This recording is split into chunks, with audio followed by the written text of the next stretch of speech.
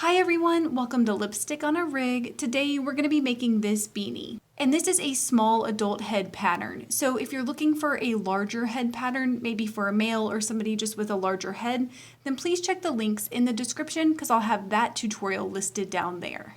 For this project, I'm going to be using size 4 medium weight acrylic yarn. And you can also divide a skein of yarn in half and just use those 2 yarn strands. But keep in mind that this yarn does not need to be the same size, weight, brand, or type. But if you're using a chunky yarn, you only need 1 strand. I'm also using a size K or 10.5 crochet hook. So go ahead and grab both ends of your yarn and we're going to work these simultaneously for the entire project. So we're going to begin this with a magic circle and we're going to place 12 double crochets inside of it. And if you're unfamiliar with any of the stitches used in this pattern, and that includes the magic circle, then please check the links in the description because I'll have my stitch tutorials listed there. And once you have your 12 double crochets in place, we're going to begin a continuous loop pattern, which means we won't be starting and stopping each individual row. But instead, this is going to be more like a spiral. So the first thing that we're going to do is place a double crochet in our first stitch.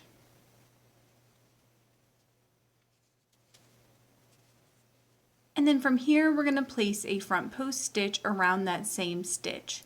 So go ahead and find your first front post, which is right here. And in case you're unfamiliar with that stitch, I'm going to show you how to place it. So once you've found your first front post, then go ahead and yarn over, and then insert your crochet hook from the front to the back, and then back around to the front, around this post.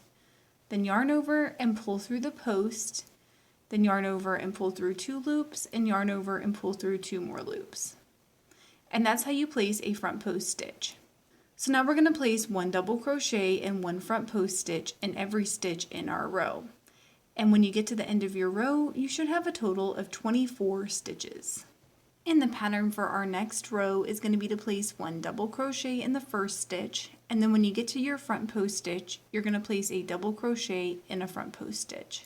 And that's going to be your pattern for the entire row, placing 1 double crochet in your first stitch, and then placing a double crochet and a front post stitch in your previous row's front post stitches. And when you get to the end of your row, you should have 36 stitches.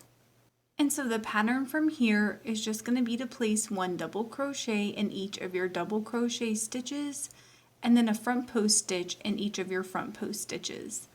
And you're just going to follow that pattern going all the way around your row, and we're going to repeat that for multiple rows.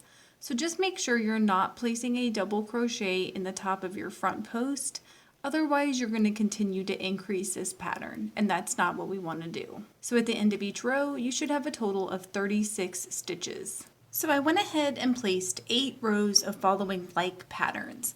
So in every double crochet stitch, I placed a double crochet, and in every front post stitch, I placed a front post. And so from here, we're just going to switch to single crochets. So you're just going to place 1 single crochet in each stitch in your row.